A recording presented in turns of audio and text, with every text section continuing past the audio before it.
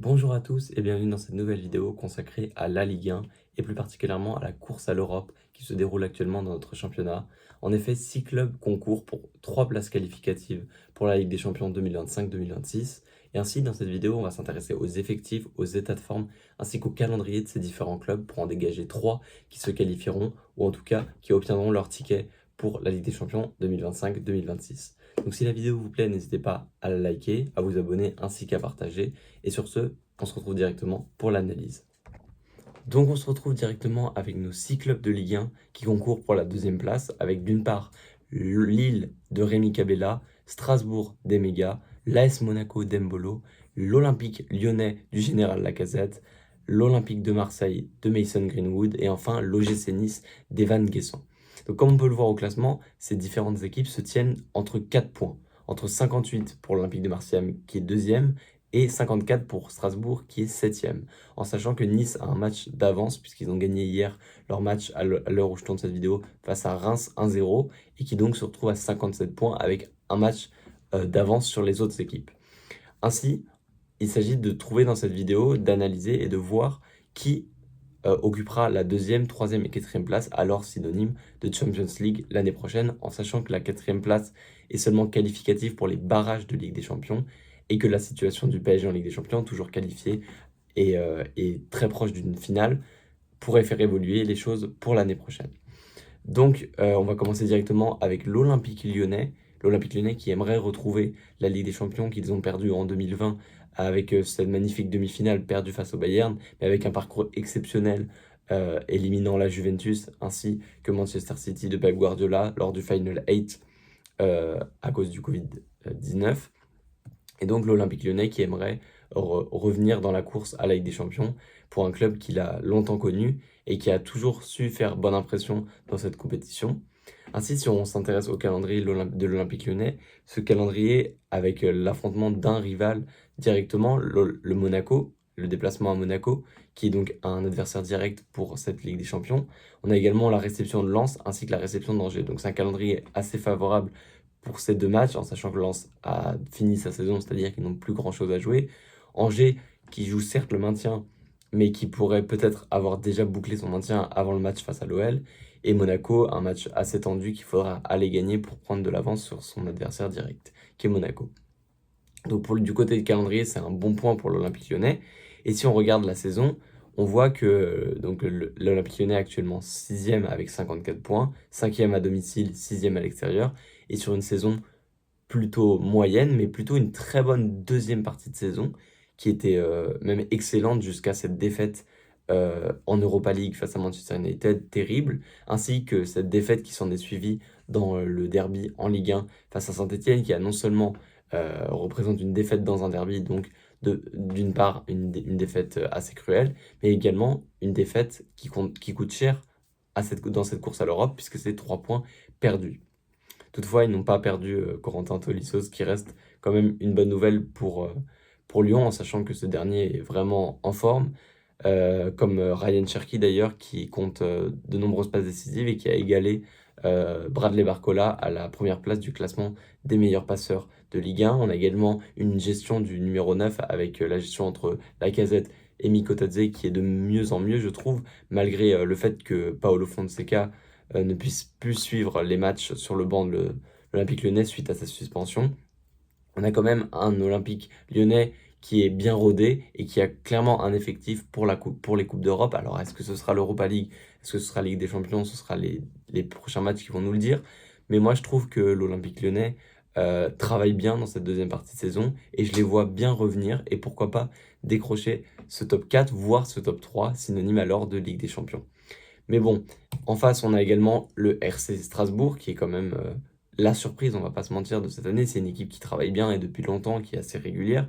Mais on a quand même cette saison, pas une surperformance, mais quand même un sur-régime du côté du Racing Club de Strasbourg, qui va affronter le Paris Saint-Germain cet après-midi, à l'heure où je tourne la vidéo à 17h, qui va se déplacer à Angers et qui va recevoir le Havre. Donc si on peut penser que ce calendrier est plutôt abordable pour le RC Strasbourg, puisqu'on a quand même réception du PSG qui va sûrement faire tourner, on a clairement un déplacement à Angers qui est dans la zone, qui est proche de la zone rouge, et réception de Le Havre, qui est barragiste. Mais bon, quand on sait que ces clubs-là vont jouer le maintien, on peut se demander si c'est pas des matchs plutôt pièges pour un RC Strasbourg qui ne connaît pas, qui n'a pas encore l'expérience de cette course à l'Europe et qui pourrait bien en pâtir, tout comme en réussir du fait de par l'insouciance des joueurs qui n'ont pas forcément tous connu l'Europe, voire pas du tout pour certains, et en sachant ils reçoivent quand même à la maison 2 fois à la Méno, ce qui est plutôt une bonne nouvelle, notamment en vue d'affronter le Paris Saint-Germain, qui n'aura certainement pas la même envie que depuis qu'ils ont perdu ce record d'invincibilité face à Nice. Et donc pour Strasbourg, on a ce côté invincible à domicile qui est marqué par la 6e place dans le classement à domicile, une 7e place à l'extérieur qui vient compléter cette idée que Strasbourg est très régulier cette saison, que ce soit à la maison ou à l'extérieur.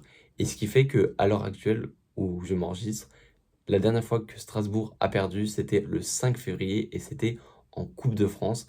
Donc c'est pour vous dire à quel point le RC Strasbourg est dans une lancée phénoménale et pourquoi pas conclure cette lancée avec d'une part une qualification en Europe, que ce soit Conference League, Europa League et pourquoi pas la Champions. On a également Lille qui a connu la Ligue des Champions cette saison, qui a fait de très bons résultats en finissant notamment dans le top 8, mais malheureusement éliminé par le Borussia Dortmund. Donc Lille, c'est plutôt un habitué de la Ligue des Champions dans ces dernières saisons. On peut penser notamment quand ils font 8e de finale il n'y a pas si longtemps que ça. Mais le calendrier est plutôt favorable puisqu'on reçoit Marseille, concurrent direct pour, la Ligue des Champions, en plus à la maison. On se déplace à Brest qui n'a plus rien à jouer et on reçoit Reims qui est également dans cette situation de ne plus avoir rien à jouer. Donc Lille a un calendrier plutôt favorable, on reçoit 2 fois à la maison, on affronte un concurrent direct pour la Ligue des Champions. Donc je pense vraiment que cet affrontement entre Lille et Marseille sera un affrontement déterminant pour la course à l'Europe et je pense que le perdant de cet affrontement aura quand même des points de retard et ça va être compliqué en cas de défaite pour le LOSC face à Marseille de rivaliser et de pouvoir espérer se qualifier en Ligue des Champions. Donc dimanche soir sera un grand soir de Ligue des Champions. On a également un LOSC qui est plutôt régulier, comme on le voit, 4e au classement général, 4e à domicile, 4e à l'extérieur. C'est une équipe qui est solide, même si elle a montré des fois qu'elle pouvait avoir certaines failles. Je pense à la défaite 2-1 face au Havre à la maison, il me semble, ou encore ces éliminations précoces, comme tous les grands de Ligue 1 dans cette Coupe de France. Donc il va falloir pour le LOSC bien terminer et bien figurer sur ces 3 prochains matchs avec pourquoi pas 3 victoires ou 2 victoires et un match nul lors du choc face à Marseille pour espérer se qualifier en Ligue des Champions et reproduire ce qu'ils ont fait cette année qui était tout simplement exceptionnel avec comme point d'orgue cette victoire face au Real Madrid qui était bien évidemment dans toutes les têtes. On a également l'AS Monaco. Quand on parle de club expérimenté ces dernières années en Ligue des Champions, comment ne pas penser à Monaco, qui fait une saison en demi-teinte, j'ai envie de dire, puisque quand même Monaco, c'était un gros début de saison, mais j'ai l'impression que l'AS Monaco est justement dans la pente descendante, contrairement à d'autres clubs comme Strasbourg ou par exemple l'Olympique Lyonnais. J'ai l'impression que Monaco est plus dans une phase descendante. On a quand même ce match nul face au Havre qui fait un peu tâche quand on joue l'Europe. Et on a un calendrier qui n'est pas non plus évident. On reçoit Lyon, qui est un adversaire direct, pareil pour la Ligue des Champions. On se déplace à Saint-Etienne, qui a fait tomber Lyon la dernière fois, et qui surtout joue le maintien.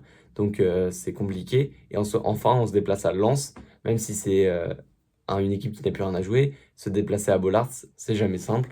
Donc Monaco, qui n'est pas non plus dans une super situation calendrier, qui n'est pas dans une super forme, à part l'expérience, il y a très peu de choses qui me font penser que Monaco a des chances de finir en Ligue des Champions l'année prochaine. Et donc, sans vous spoiler sur mon classement, je vois mal comment Monaco finirait l'année prochaine, ou en tout cas décrocherait son ticket pour la Ligue des Champions.